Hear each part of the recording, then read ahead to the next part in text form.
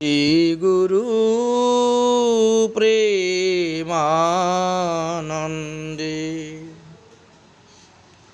নিতাই গৌর সীতানাথ হরি হরি বল। গুরুবে গৌরচন্দ্রায় রাধিকায় তদালয়ে কৃষ্ণায় কৃষ্ণ ভক্তায় তদ্ভক্তায় নমো নমঃ। সুধী ভক্তবৃন্দগণ, রাসলীলা অন্তে আমরা রাধাকৃষ্ণের শয়নশোভা, কুঞ্জভঙ্গ, রাধারানীর উত্থাপন, রাধারানীর মঙ্গল আরতি এবং রাধাকৃষ্ণ উভয়ে নিজ নিজ গৃহে যাওয়ার জন্য প্রস্তুত, এই পর্যন্ত আমরা আস্বাদন করেছিলাম। তো বৃন্দাদেবী কর্কটি নামক বানরীকে আদেশ করলেন যে, বানরী, তুমি বৃক্ষের উপর উঠে দেখো তো রাস্তাঘাট কি আমাদের পরিষ্কার আছে যাওয়ার জন্য, না কোনো প্রকার আপদ বিপদের শঙ্কা আছে। আমরা এখন প্রত্যেককে নিজ নিজ গৃহে চলে যাব, তো গিয়ে শয়ন করব, একটু রাস্তাটা দেখে নাও। বৃন্দাদেবীর আদেশ পেয়ে কর্কটি রূপী বানরী বৃক্ষের উপরে উঠে বললেন যে, রক্ত বস্ত্র পরিধাতা জটাযুক্তা তপস্বিনী ন্যায় এক রমণী আমাদের এই কুঞ্জবনের দিকে আসতেছে। তার বেশভূষা চেহারা দেখে দূর থেকে অনুমান করতে পারতেছি, মনে হয় ওটা জটিলাই হবে। কর্কটিনীর উঠালো তান, কি কহে রাধা কান, তরতহি করয় প্রয়াণ। যেই জটিলা নাম শুনেছেন, এমনি রাধা একদিকে দৌড়তে শুরু করেছেন, কৃষ্ণ আরেকদিকে, অন্যান্য গোপীগণ যেদিকে পারেন সব দৌড়তে শুরু করেছেন। রায়ের না দেখি ঘরে জটিলা লড্ডুক করে, বনে আসি করে হে সন্ধান। এই দেখো জটিলা বুড়ি হাতের মধ্যে লাঠি নিয়ে আসতেছে, পালাও পালাও, রাধারানীকে খোঁজার জন্য মনে হয় বনে আসছে। কর্কটির কপট কথা শুনি বিষ ভানু সুতা, তরাসে তরল ভেল মন। আসলে কর্কটি এটা কপট, অর্থাৎ মিথ্যা কথাই বলেছে, অনুমান মনে হয় এরকম বলছেন তো। কিন্তু রাধারানী সত্যি মনে করে প্রাণ তরাসে ছুটছেন। রাই কানু সখী সাথে চলিলা গুপত পথে, তরিতে তেজল সেই বন। যে যেদিকে পারেন ছুটে পালাচ্ছেন, সঙ্গে সঙ্গে তারা এই বন ত্যাগ করে চলে গেছেন। বন ফাঁকা হয়ে গেল, কেউ আসলে পরে আর কিছু বুঝতে পারবে না। কিভাবে দৌড়ে পালাচ্ছেন বলছেন, চঞ্চল হরিণী যেন ঐচ্ছন রমণী গণ, চমকিয়া চারিপানে চায়। নাগরী নাগর পাশে শেখর দাঁড়াইয়ে হাসে, ভয় নাই সবারই বুঝায়। আরে ভয় নাই ভয় নাই, দাঁড়াও দাঁড়াও, ও তো বানরীর মিথ্যে কথা, কপট কথা। কিন্তু কার কথা কি শুনে? জটিলা। এই বর্ণতয় শ্রবণ মাত্রে অবিভৃত শ্রী রাধা কৃষ্ণকে স্খলিত বসনে কেশর ও মাল্যাদি উত্তোলনে পূর্বক পৃথক পৃথক বনপথে পলায়ন করতে দেখে সখীগণ চমকিত চিত্তে ইতস্তত গমন করতে লাগলেন। যে যেদিকে পারেন পালাতে লাগলেন। পদকর্তাগণ বলছেন, বলে নিকুঞ্জ হইতে সখীর সহিতে নিজ গৃহে চলে রাই। নিকুঞ্জ হইতে সখীর সহিতে নিজ গৃহে চলে রাই।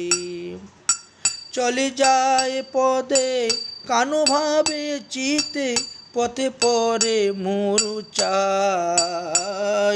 পথে পরে মূর্ছাই। শ্রীমতী রাধারানী কিছুক্ষণ সখীদের সঙ্গে গুপ্ত পথে দৌড়লেন। দৌড়ার পরে হঠাৎ দেখেন গোবিন্দ তো আর নেই। গোবিন্দকে না দেখিয়া তিনি বড় চিন্তার মধ্যে পড়ে গেলেন। গোবিন্দের বিপদ আশঙ্কা চিন্তা করতে করতে রাধারানী মূর্ছিত হয়ে সেই পথের মধ্যে পড়ে গেলেন। এতে দেখিয়া ললিতা ধাইয়া রাইকে করিল কুলে, আহা মরি মরি হে দেহ গো কিশোরী, কেন বায়ে মন হইলে, কেন বায়ে মন হইলে। ললিতা সখী তাড়াতাড়ি দৌড়ে গিয়ে রাধারানীকে কোলে নিয়েছেন, জলের ঝাপটা দিয়েছেন, জ্ঞান ফিরাতে চান। বলছেন, ওগো রাধে, তোমার কি হইল? তুমি কেমন করে মূর্ছিত হয়ে তুমি পড়ে গেলে রাস্তার মধ্যে?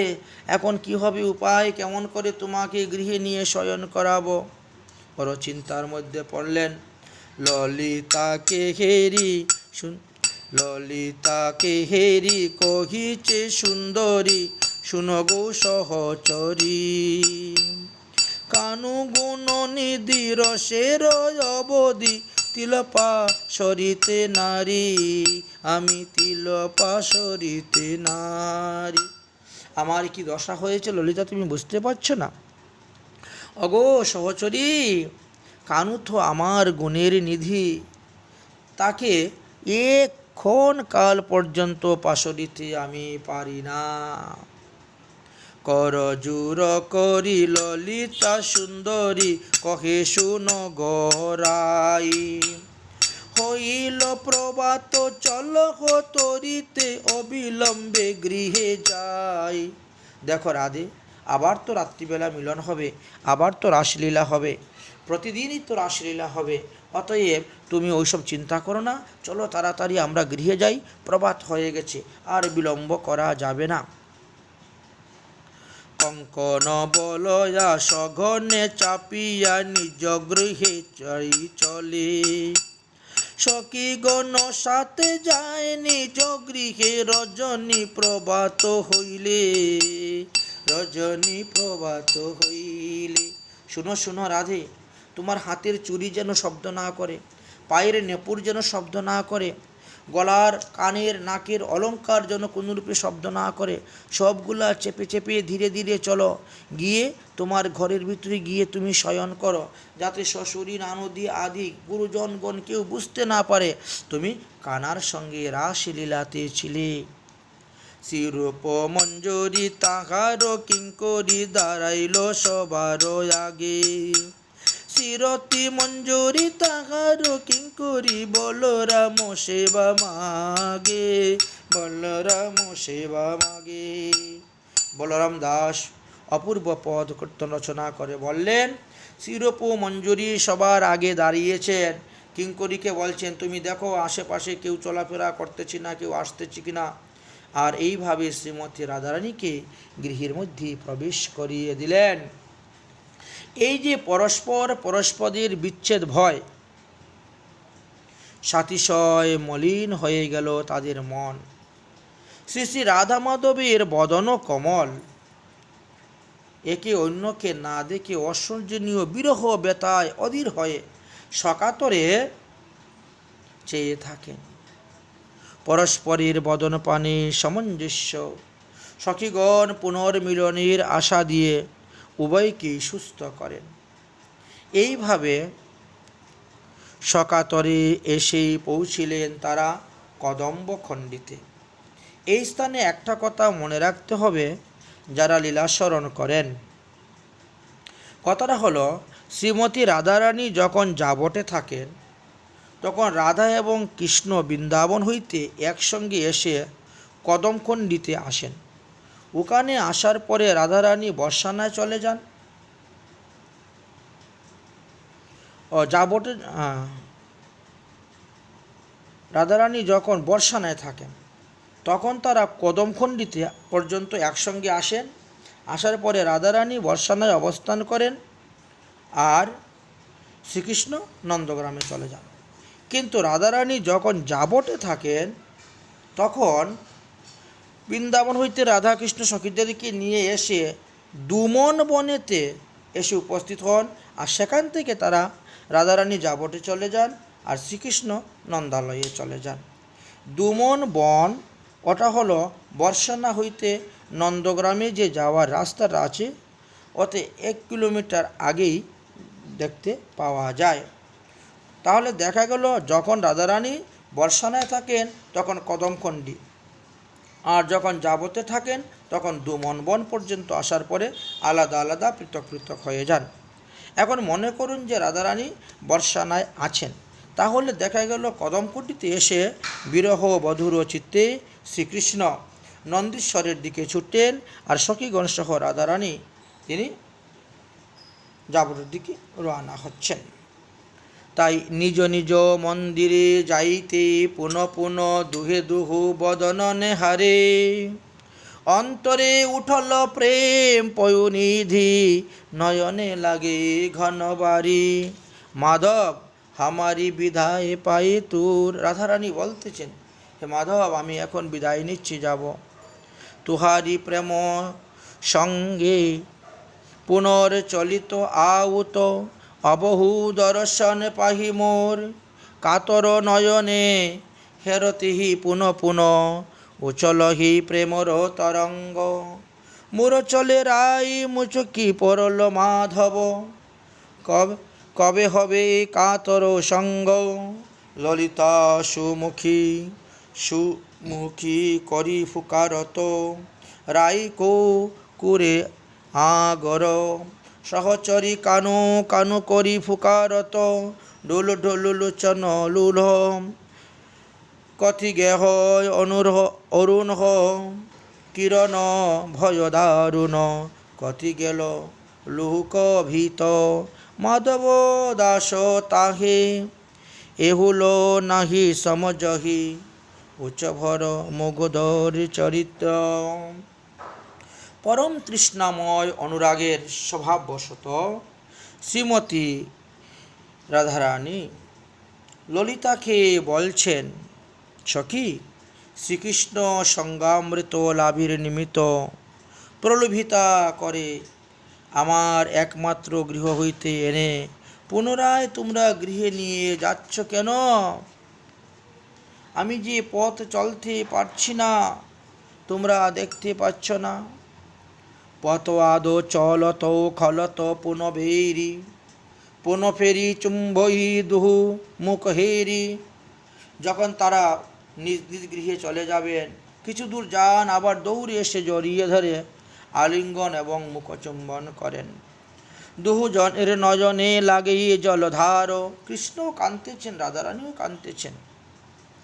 দুহু জন নয়নে লাগই জলধার, রুহি রুহি সখীগণ চলহ না পারো। কেঁদে কেঁদে যাচ্ছেন, চলতে পারছেন না, রাস্তা ভালো করে দেখতে পাচ্ছেন না।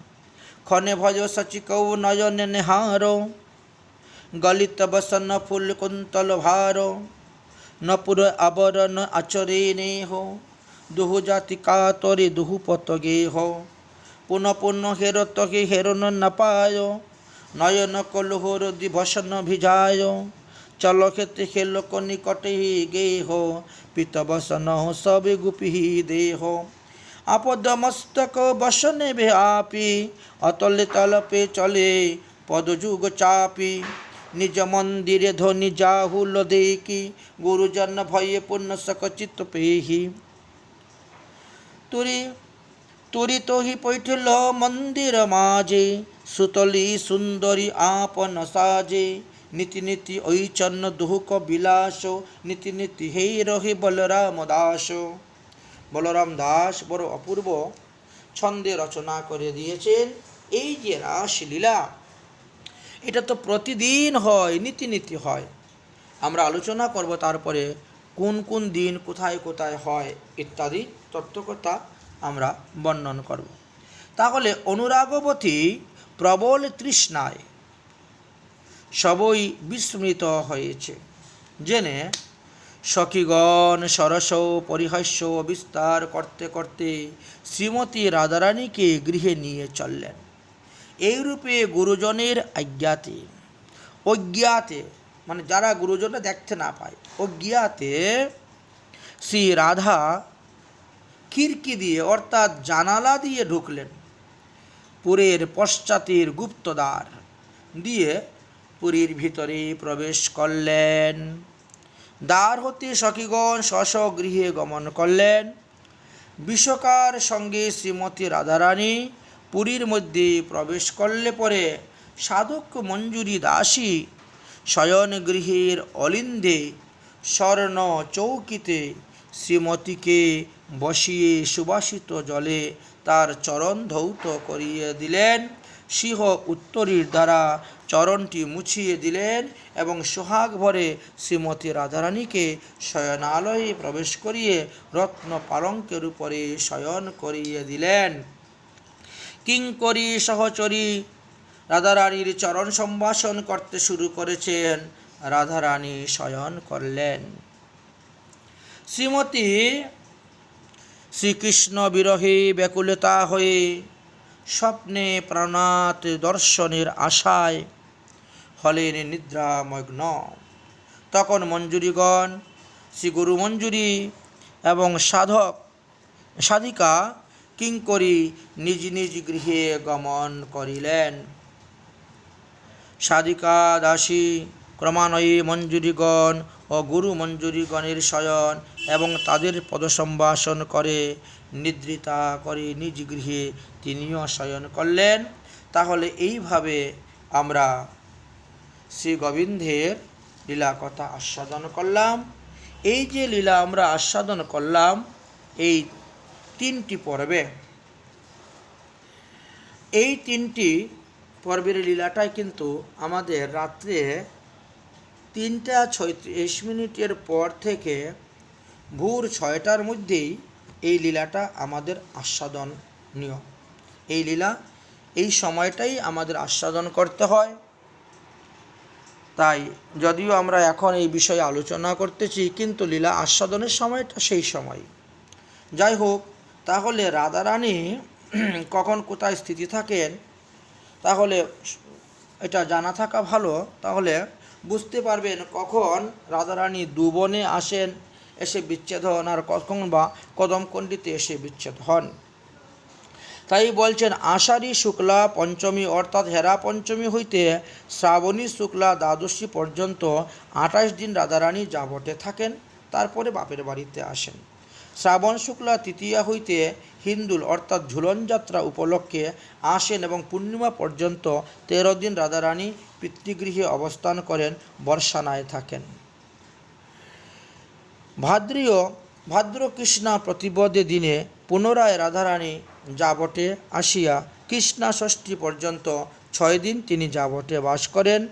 ভাদ্র কৃষ্ণা সপ্তমী হইতে শুক্লা ষষ্ঠী পর্যন্ত শ্রীকৃষ্ণ উৎসব উপলক্ষ পালনে 15 দিন রাধারানী নন্দালয়ে বাস করেন।